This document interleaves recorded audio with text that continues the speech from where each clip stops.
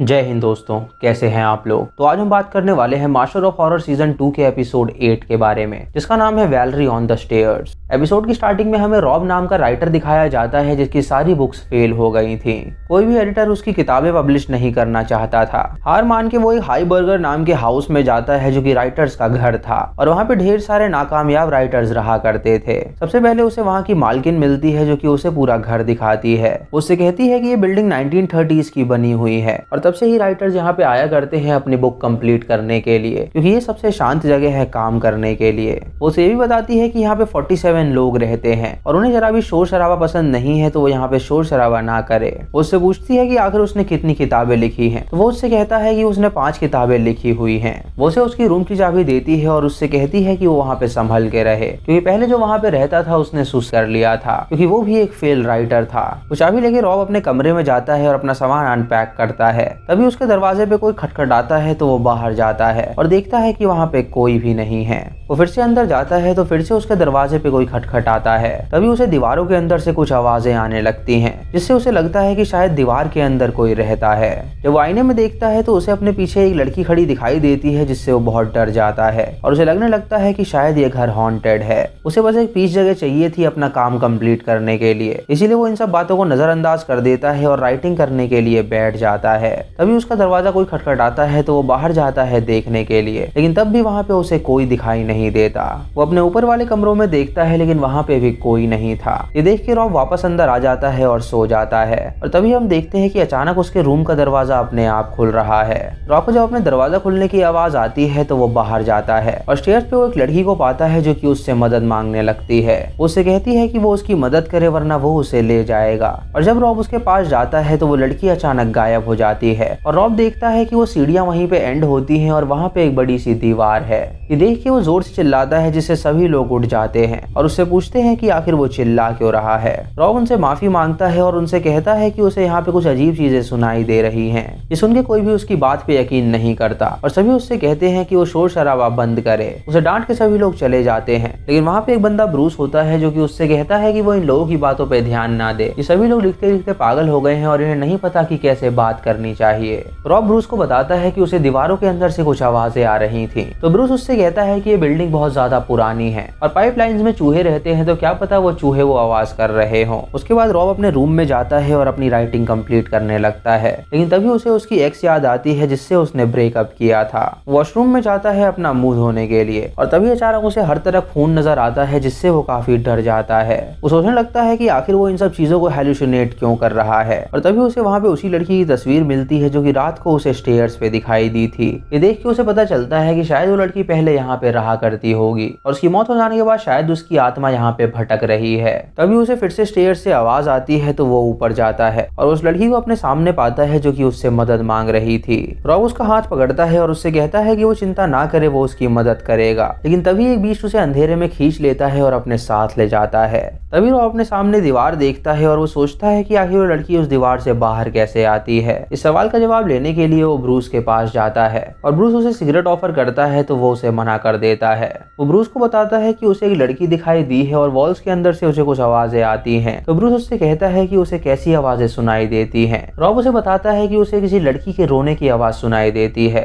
ये सुनकर ब्रूस उससे कहता है कि वो सभी राइटर्स फेल हो चुके हैं और वो हमेशा डिप्रेस्ड रहते हैं, जिसकी वजह से उन्हें हेलुसिनेशंस होते हैं। ये भी उसका हेलुसिनेशन होगा, तो वो चिंता ना करे और सो जाए। उसके बाद रॉब अपने रूम में जाके सो जाता है और जब उसकी आंखें खुलती हैं तो वो अपने ऊपर उसी लड़की को पाता है जो कि निवस्त्र होकर उसके साथ इंटीमेट हो रही थी। तभी वहाँ पे वो बीस्ट आ जाता है जो कि उस लड़की को अपने साथ ले जाता है। तभी रॉब की आंखें खुलती हैं और वो ये एक सपना देख रहा था। वो लैपटॉप में अपने लिखे हुए शब्द पढ़ता है, तो उसे पता चलता है कि ये उसने नहीं लिखे हैं। तभी उसकी लाइट चली जाती है और वो शब्द अपने आप मिट जाते हैं। ये देख के वो हैरान हो जाता है और सोचता है कि आखिर ये किसने लिखा होगा। अगली सुबह जब रॉब नीचे जाता है तो ब्रूस उससे पूछता है कि उसकी पहली रात यहाँ पे कैसी रही। रॉब उससे कहता है कि ये जगह बहुत ही अजीब है और रात को यहाँ पे इतनी हलचल हुई कि वो सो नहीं पाया। वहाँ पे एक लेडी होती है जो कि उससे पूछती है कि वो कौन सी नॉवल लिख रहा है, तो वो उसे बताता है कि वो डार्क रोमांटिक नॉवल लिख रहा है। सुन के वो लेडी उसका मजाक उड़ाती है और वहाँ से चली जाती है। ब्रूस रॉब को ऑल द बेस्ट कहता है उसकी नई नॉवल के लिए और वहाँ पे मौजूद बूढ़ा भी उसे वही कहता है।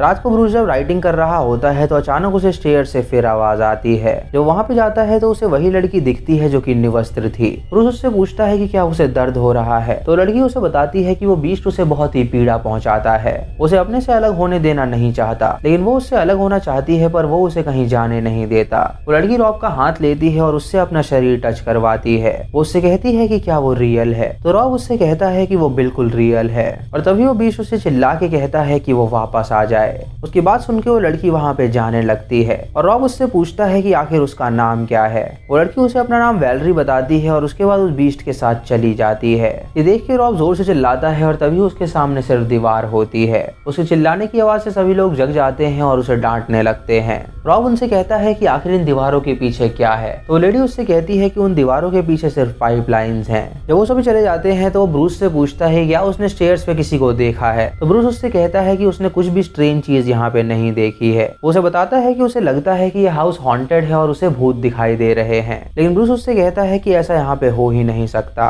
रॉब उससे पूछता है कि पहले क्या कोई वैलरी नाम की लड़की यहाँ पे रहा करती थी। तो ब्रूस उसकी बात सुन के हैरान हो जाता है और उससे कहता है कि वो वैलरी को जानता तक नहीं है। रॉब उसके एक्सप्रेशन देख के समझ जाता है कि वो वैलरी को जानता है, इसीलिए वो उससे बिना पूछे उसकी राइटिंग्स को चेक करने लगता है, जहाँ पे उसे एक नॉवल मिलती है जिसका नाम था वैलरी ऑन द स्टेयर्स। और उसके 3 राइटर थे, ब्रूस, एवरेट और पेट्रिशिया, जो कि वही लोग थे जो कि वहाँ पे रहा करते थे। ब्रूस जब देखता है कि वो उसकी राइटिंग पढ़ने की कोशिश कर रहा है तो वो उसे बुरी तरह पीटने लगता है। ये देख के रॉब वहाँ से बाहर निकलता है और ब्रूस सबको वो बात बताता है।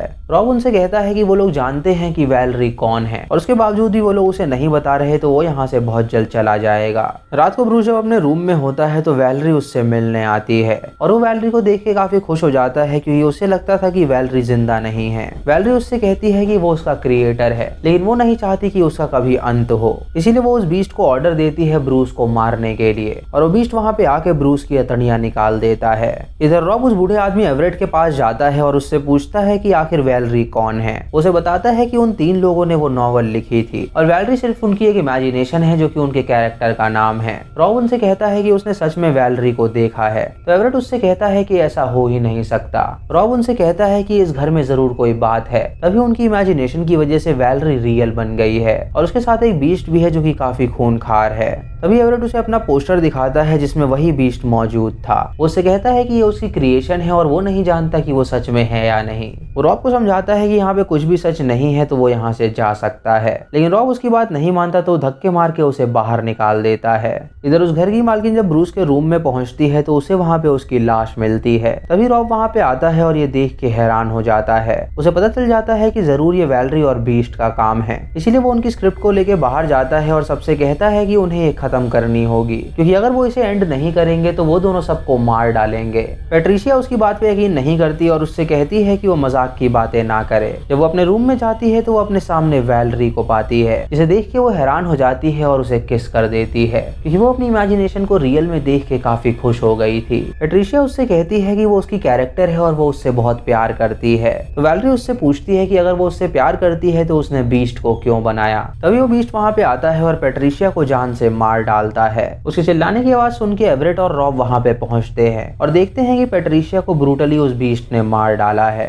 रॉब उससे कहता है कि उन लोगों ने 2 राइटर्स को मार दिया है और वो आखिरी राइटर है तो अगला उसका नंबर है। तभी रॉब दीवार में छेद करता है जहाँ पे हेल का दरवाजा था। उससे कहता है कि वो बीस्ट इन्हीं दीवारों में रहता है, तो वो उसके पास जाके उसे शूट कर देंगे जिससे उसकी मौत हो जाएगी और वैलरी हमेशा के लिए आजाद रहेगी। वो दोनों जब उस गुफा में जाते हैं तो वहाँ पे उन्हें ढेर सारी लाशें मिलती हैं, लेकिन एक लड़की अभी जिंदा थी जो उस बूढ़े के गले पे काट देती है जिससे उसकी मौत हो जाती है। ये देख के रॉब उसकी गन लेता है और आगे बढ़ता है, जहाँ पे उसे वो बीस्ट नजर आता है जिसने वैलरी को बंदी बना रखा था। वो बीस्ट रॉब से कहता है कि वो यहाँ से चला जाए, वो उसकी जान बख्श देगा, लेकिन रॉब उसे शूट करता है जिससे उसे कोई असर नहीं होता। तभी वो वैलरी को तंग करने लगता है और रॉब से कहता है कि वैलरी सिर्फ उससे प्यार करती है। ये सुनकर रॉब उससे कहता है कि वैलरी उससे आजाद होना चाहती है और वो वैलरी को अपनी तरफ खींच लेता है और उसकी जंजीरें खोल देता है और फिर वो उसे आग में धक्का दे देता है जिससे वो जल के भस्म हो जाता है। उसके बाद वो वैलरी को लेके वहाँ से भागने लगता है और वो दोनों टेरिस पे पहुंचते हैं तो वैलरी उससे कहती है कि वो इस घर से बाहर नहीं जा सकती।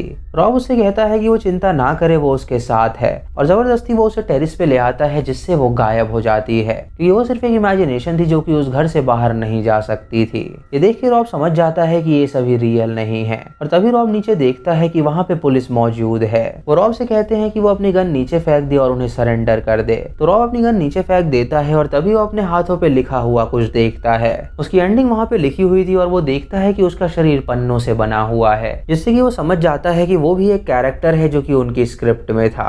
उसका शरीर पूरी तरह पन्नों में तब्दील हो जाता है और एक पन्ना हमारी स्क्रीन के आगे आता है जिसपे लिखा होता है कि रॉब कभी पब्लिश्ड ऑथर नहीं बन पाया था। इससे हमें पता चलता है कि रॉब भी एक कैरेक्टर है जो कि उस किताब में मौजूद था। इसी के साथ ही एपिसोड खत्म हो जाता है। तो दोस्तों ये थी इस एपिसोड की कहानी। हम बहुत जल्द नेक्स्ट एपिसोड भी लाएंगे, तो चैनल को सब्सक्राइब करें और बेल आइकॉन दबाएं नोटिफिकेशंस के लिए। दोस्तों वीडियो को लाइक और शेयर करना बिल्कुल मत भूलिएगा।